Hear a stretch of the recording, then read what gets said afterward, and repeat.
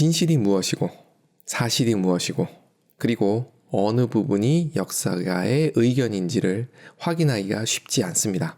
하지만 능력자들은 행간의 일적 그리고 최대한 진실에 접근을 합니다. 기록을 남긴 사람들은 후대 입장에서는 고마운 존재들입니다. 포에니 전쟁 이후 세력을 확장해 나가던 로마의 모습을 담아냈던 그리스 역사가 폴리비오스도 그런 사람 중에 한 사람인 것 같습니다. 이 사람은 그리스의 유력자 집안에서 태어났고요. 귀족이라는 거죠. 그리고 역사를 서술했던 사람이에요. 로마와의 전쟁 때 애매모호한 포지션을 지켰다는 이유로 로마의 인질로 끌려갑니다. 로마의 인질로 끌려왔다고 해서 감옥 생활을 하는 것은 아니고요. 대부분 로마의 유력자 집안에서 같이 생활을 하게 됩니다. 이렇게 했던 이유는 친로마파를 만들기 위해서였던 것 같아요. 폴리비오스가 의미를 가지는 이유는 스키피오 집안에서 인지 생활을 했기 때문입니다. 스키피오 아프리카누스 자마 전투에서 한니발을 꺾음으로써 한니발 전쟁을 끝낸 인물이죠. 이 사람의 양손자가 되는 스키피오 아이밀리아누스와는 친구처럼 지냈다고 합니다. 그러면서 기원전 2세기의 로마를 직접 경험을 하게 된 거죠. 심지어 로마군을 따라다닐 기회가 많았던 사람이에요.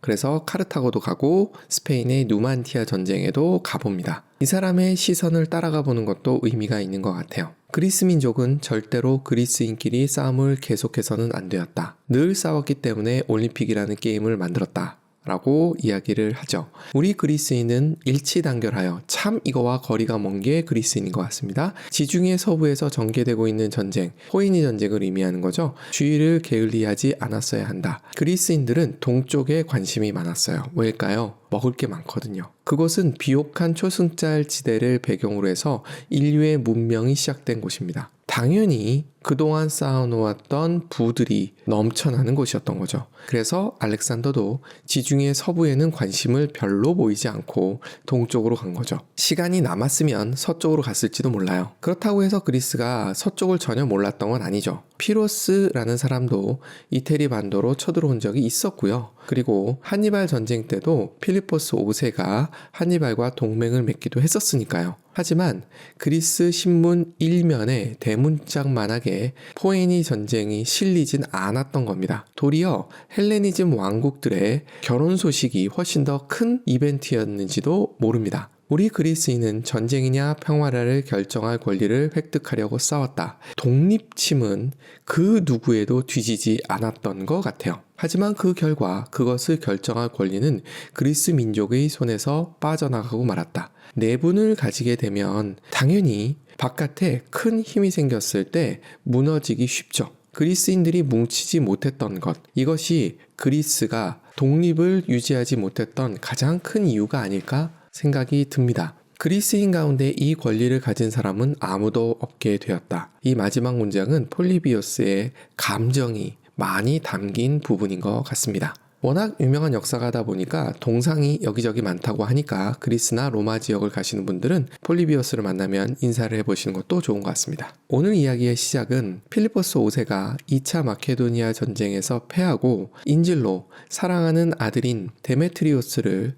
로마로 보낸 데부터 시작이 됩니다. 필리포스의 장남은 페르세우스라는 사람이었어요. 이 사람은 첩의 아들이었다고 합니다. 이 첩은 아르고스 사람이었고요. 페르세우스란 이름은 아르고스의 왕의 이름을 따온 겁니다. 그리스 신화에서 페르세우스는 메두사를 죽이고 메두사의 목으로 많은 일들을 하고 다니는 사람으로 묘사가 됩니다. 이 사람은 야망가였던 것 같아요. 필리포스 5세, 그러니까 아버지가 자신의 동생 하지만 적자인 데메트리오스를 사랑하는 것을 알고 있었죠. 그런데 마침 인질로 끌려갑니다. 그리고 로마에 인질로 갔던 사람들 대부분이 그렇지만 친로마파가 되어서 돌아와요. 데메트리오스도 그랬던 듯 싶습니다. 필리포스 5세는 양가 감정이 들었을 것 같아요. 하지만 페르세우스에게는 기회죠. 그래서 2차 마케도니아 전쟁의 승장인 폴리미아누스가 데메트리오스에게 나라를 로마에 넘기면 잘해줄게 라는 편지를 써서 보낸 것으로 상황을 만들어갑니다. 위조 편지를 만들었던 것 같아요. 필리포스 5세는 결국 사랑하지만 사약을 내립니다. 인조가 조용히 소현세자를 죽였던 거에 비해서 굉장히 노골적인 방법입니다. 이후 인조는 오래 잘 살았지만 필리포스 5세는 얼마 안 가서 세상을 등지게 됩니다. 꿈을 이룬 페르세우스, 아직 꿈을 덜 이루었다고 생각했다 봅니다. 헬레니즘 국가의 왕답게 처음에는 북쪽에 있는 트리키아인의 딸과 결혼을 해서 그들의 지원을 받아내고요. 그리고 시리아 지역의 셀로우코스 4세의 딸과도 결혼을 합니다. 비티니아로는 누이를 결혼시켜서 보냅니다. 친인척 관계를 만드는 거죠. 여기서 하나 더 생각해둬야 될 것은 마케도니아가 굉장히 풍요로운 지역이라는 겁니다. 그리스 내에서 도시국가들이 치고받고 싸울 때 배도 많이 만들고 했을 거 아니겠습니까? 그럴 때 목재를 수출을 많이 했다고 해요. 그걸 통해서 부도 축적하고요. 그리고 곡창지대도 펼쳐져 있다고 하고요. 광산도 굉장히 풍요로웠다고 합니다. 이걸 배경으로 계속해서 국력을 쌓아 올립니다. 이 힘을 가지고 그리스 국가들을 점령해 나가기 시작합니다. 그런데 2차 마케도니아 전쟁을 통해서 그리스 국가들이 대부분 로마의 동맹국이 되어 있었거든요. 사실 마케도니아도 로마의 동맹국이었고 시리아 전쟁에 참여를 했었거든요. 동맹국 간의 전쟁이 일어난 거죠. 이때 그리스 국가는 대부분 자체적인 방어 능력을 갖고 있지 못했어요. 그러면서 무슨 자립이냐 싶은데 그렇죠. 그래서 강대국인 로마의 SOS를 칩니다. 이건 그리스 국가들이 늘 하던 패턴입니다. 로마는 처음부터 적극적으로 개입을 하려 했던 것 같지 않아요. 많은 글을 보게 되면 로마의 제국주의가 시작이 되었고 로마는 그리스도 집어삼킬 생각을 하고 있었다라고 이야기를 하는데 그렇게 보기에 애매한 부분이 좀 있어요. 2차 마케도니아 전쟁 이후에 로마는 그리스 지역에 거의 군대를 두지 않았어요. 로마가 동맹국을 만들고 나면 꼭 하는 일이 있었죠. 길을 닦습니다. 그런데 그리스에는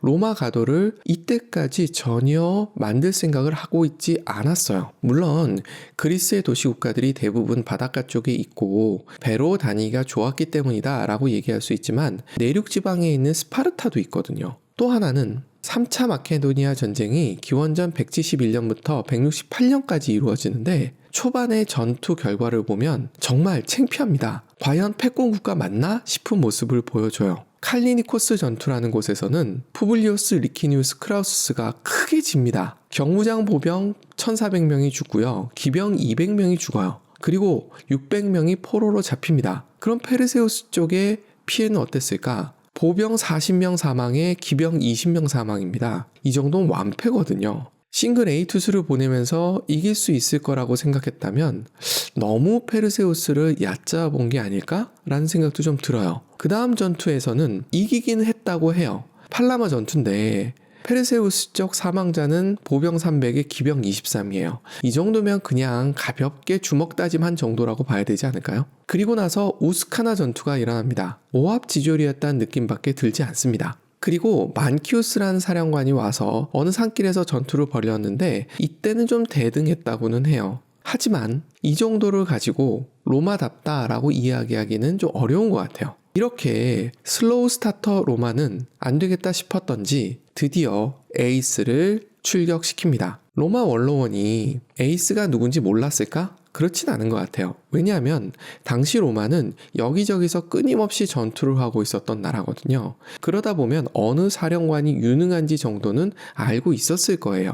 그럼에도 불구하고 삼류를 보냈다? 그리고 앞서 갔었던 사령관들은 약탈에 눈이 멀었다는 글들도 여기저기 남아있어요. 그렇다는 건 로마 원로원이 그리스의 패권을 그렇게 크게 염두에 두지 않은 것이 아닐까라는 생각까지도 하게 됩니다. 하지만 계속 지면 무슨 일이 생길까요? 특히 그리스 지역에서. 이태리 반도 내에 있었던 많은 동맹국들은 대부분 한 번 동맹을 맺고 그 신의를 계속 지켜나갑니다. 그런데 그리스 지역은 그런 모습이 아니었어요. 민족성 차이인지 어떤지는 모르겠으나 로마는 그리스인들을 이때까지 제대로 파악을 못했던 것 같습니다. 계속 연전연패, 아니 이겨도 찔끔 이런 나라에 등을 돌리기 시작했어요. 그리스인들이. 이러자 안 되겠다 싶었던 로마가 에이스를 파견한 거죠. 그 사람의 이름은 루키우스 아에밀리우스 파울루스 마케도니쿠스입니다. 첫 전투는 협곡에서 이루어졌다고 하는데 페르세우스가 무슨 이유에서였는지 적극적인 전투를 벌이지 않았어요. 그래서 의외로 쉽게 파울루스는 마케도니아로 들어갈 수 있게 되었습니다. 그리고 피드나라는 지역에서 개천을 하나 사이에 두고 마주하게 됩니다. 개천이라고 하는 이유는 깊이가 무릎 정도밖에 안 됐다고 하니까요. 이때 나섰던 로마군은 약 3만, 그리고 페르세우스 쪽은 4만 5천 정도 되었다고 합니다. 페르세우스 쪽가 좀 더 많죠. 그런데 전투 결과는 페르세우스 쪽의 완패입니다. 사망자 2만에 5천 포로였으니까요. 전쟁을 간단하게 소개를 하자면 그 전날 월식이 있었다고 해요. 파울루스는 이러한 현상을 알고 있었다고 해요. 그래서 병사들에게 미리미리 이러한 상황을 알려줬다고 합니다. 그래서 불안을 좀 잠재웠는데 그리스 진영은 그렇지 못했다라는 이야기도 있습니다. 어쨌든 월식이 있었던 다음날 진영을 그림에서 보는 것 같이 포진을 합니다. 마케도니아 쪽 전략은 알렉산더 전략입니다. 틈을 만들고 사령관이 앞장서서 치고 들어간 다음에 사령관 또는 왕을 잡는다. 로마 쪽 전법은 틈이 생기면 둘러싸서 쌈 싸먹는다. 이런 서로 다른 전략을 갖고 배치를 한 겁니다. 중앙은 버티면 되는 거죠. 모루 역할만 해주면 됩니다. 페르세우스 쪽 모루는 팔랑크스였고요. 로마 쪽 모루는 늘 그렇듯 중무장 보병입니다. 이들이 버티는 동안에 좌익과 우익이 중요하죠. 페르세우스는 우측에 기병을 배치해놨어요. 아마도 틈이 생기면 알렉산더가 썼던 전법, 쐐기 모양으로 치고 들어가기 위한 준비였을지도 몰라요. 로마는 우측에 코끼리를 두고 뒤에 기병을 둡니다. 코끼리로 흐트러 놓고 기병으로 배후를 치겠다. 이런 전략이었던 것 같아요. 누구의 뜻대로 되었을까? 로마의 뜻대로 되었습니다. 로마군의 우익에 있었던 코끼리가 페르세우스 좌익에 있었던 군대를 흐트러 놓고 기병이 뒤를 치고 들어가서 팔랑크스의 후면과 측면을 칩니다. 팔랑크스는 정면은 강하지만 후면과 측면은 약하죠. 그래서 팔랑크스 양측에는 기병들이 버텨주는 것이 일반적이었는데 코끼리 부대에 의해서 한쪽이 무너져 버린 거죠. 이러면서 페르세우스는 36개 주량량을 쳤고요. 그리고 페르세우스의 주력 군대는 포위당해서 2만 명의 사상자를 내고 맙니다. 이후 페르세우스는 두 손 두 발을 들게 돼요. 그리고 개선식에 끌려갑니다. 이때 페르세우스는 제발 나를 개선식에 희생양으로 쓰지 마라 라고 했더니 파울루스가 그럼 자결하든지 라고 이야기했다고 해요. 결국 페르세우스는 끌려와서 개선식에서 누추한 모습을 보여주고 2년 동안 감옥 생활을 하다 죽었다고 해요. 그의 아들은 알렉산더더라고요. 이 알렉산더는 로마에 적응을 잘했는지 이후 공증인으로 잘 살았다고 합니다. 파울루스는 굉장히 청렴결백했던 사람이었던 것 같아요. 부국이었던 마케도니아에서 어마무시한 전리품을 얻었습니다. 보통 이것을 병사들과 나누는데 나라에 바쳐버린 거예요. 그래서 파업이 일어났다고 합니다. 이 파업은 개선식 파업이었고요. 이러한 상황 때문에 파울루스는 개선식을 못할 뻔했다고 해요. 그 틈에 갈바라는 사람이 내가 승장이야 라고 했다가 쪽팔림을 당했다라는 얘기가 있습니다만 원로원에서 파울루스의 능력을 인정해주고 개선식을 했다고 합니다. 굉장히 화려했대요. 그만큼 가지고 온 것이 많았던 거죠. 하지만 파울루스 자신은 계속 가난했다고 해요. 그래서 첫째 아들과 둘째 아들을 양자로 보낼 수밖에 없었다고 합니다. 이때 양자로 보내졌던 둘째 아들의 이름이 스키피오 아이밀리아누스입니다. 이 이후 역사의 주역인 인물입니다. 그러면 왕이 없어진 마케도니아를 로마는 어떻게 했을까요? 속주화시켰을까요? 만약 여기서 속주화를 시켰다면 로마가 그리스에서 패권을 잡고자 했다라는 말이 힘을 받을지도 몰라요. 그런데 현실은 4개의 나라로 나누고 공화정 형태로 바꿔버립니다. 지금 저희가 생각할 때는 잘 됐네 라고 생각할지 몰라도 수백 년 동안 왕정으로 살았던 사람들에게 공화정을 주면 그 의미를 이해할 수 있을까요? 여러 가지로 생각해 볼 만한 부분이 굉장히 많아요. 공화정을 줬는데 쓸 줄을 모르는 거죠. 이러한 모습은 미국이 아프가니스탄에서도 보여줬어요. 아프가니스탄을 쳐들어가고 이 지역을 점령한 다음에 그 지역에 있던 사람들에게 미국식 민주주의를 심어주려고 했던 겁니다. 하지만 아프가니스탄 사람들은 그런 방식의 의미를 전혀 이해하지 못하는 거예요. 그러다 보니 혼란만 가중이 된 거죠. 미국은 사람들이 먼저 있었고 그 사람들이 모여서 권력을 위임하고 통치를 할 수 있게 해줬던 나라였던 거거든요. 영국이 민주주의를 뿌리를 내릴 수 있었던 건 스스로 쟁취한 거였기 때문입니다. 프랑스도 그렇고요. 그냥 주어진 것은 역사와 전통이 없죠. 다시 얘기해서 예전 방식을 머릿속에 계속 두게 됩니다. 이 상태에서 먹고 살기 힘들어지면 어떻게 될까요? 당연히 마음은 구관은 명관이다 아닐까요? 마케도니아에서도 비슷한 현상들이 생긴 것 같습니다. 이때 마케도니아에는 페르세우스의 아들이라고 칭하는 자가 나타났습니다.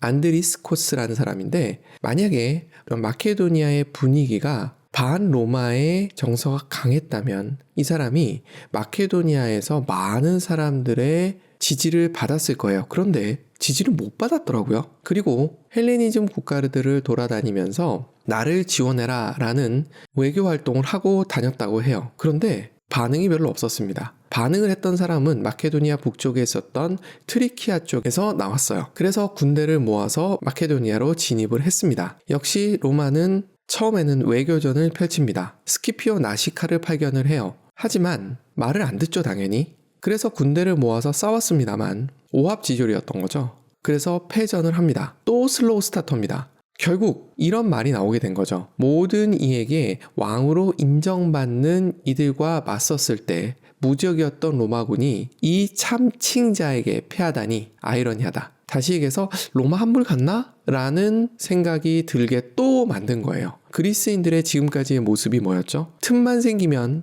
배신을 하죠. 역시 이러한 분위기가 또 만들어진 겁니다. 로마는 다시 에이스를 보냅니다.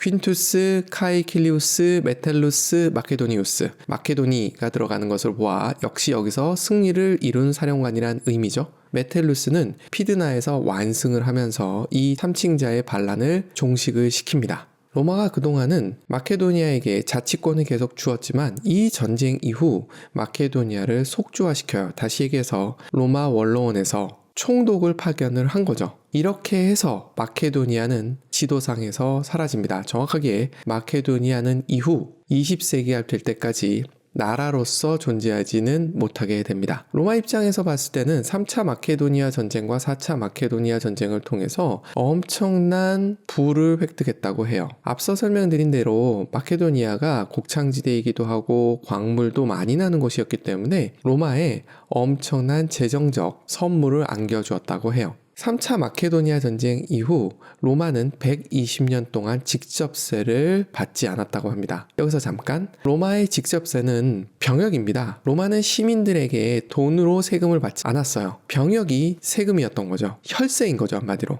근데 무슨 직접세냐? 호에니 전쟁을 거치면서 돈이 부족해지자 로마도 세금을 거둘 수밖에 없었어요. 그런데 이 세금이 좀 특이했던 게 국채를 가져가는 형태였어요. 시민들이 국가의 돈을 빌려주고 일정 기간이 지난 다음에 돈을 받는 형태였던 거죠. 이때 이자는 없었다고 합니다. 일본 국채 같은 느낌이죠? 이러한 국채를 자료들에서 보면 직접세라고 표현을 해놨어요. 오늘은 마케도니아의 마지막을 담아 보았습니다.